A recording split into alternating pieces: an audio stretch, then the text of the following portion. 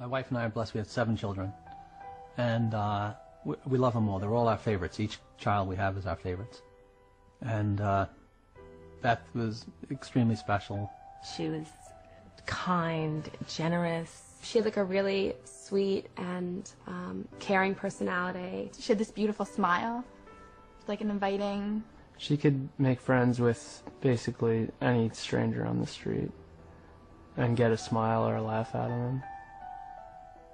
Beth was having a hard time sleeping for maybe 4, 5, or 6 weeks. And so we said, Beth, you should go to the doctor and get something to help you sleep.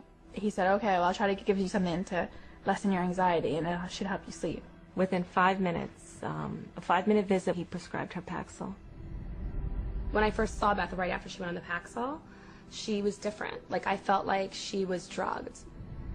And by the 2nd or 3rd day, she's like, I don't know, I just don't feel right. You know, I feel strange in my skin. But after about 3 or 4 days, I remember that Beth was, at times, very different, like sullen, keeping to herself.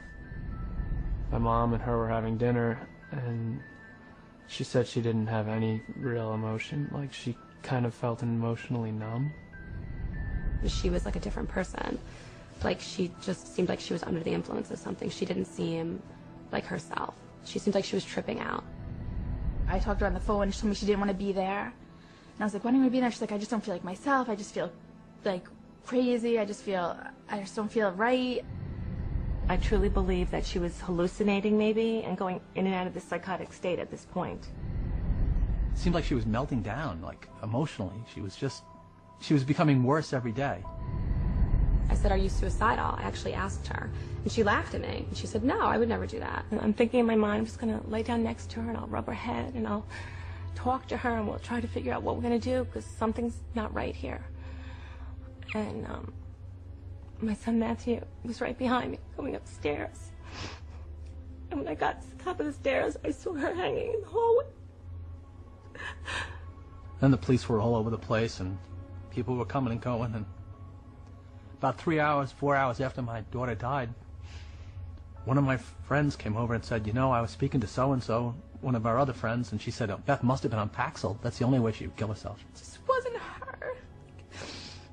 There was nothing in her that would have done that. She was the most non-violent, like gentle. It's a violent way to die. It had to be the drug. There was no other answer. If we knew what we knew now, Beth would be here with us today. I know that for a fact. The tragic story of Beth Winter is just one of many. A tale repeated wherever psychiatric drugs are prescribed. But psychiatrists insist you believe that their drugs are safe and effective because they are the mental health experts and you are not. But case after case proves that trusting them can have disastrous consequences. Psychiatry is pseudoscience. It's false science.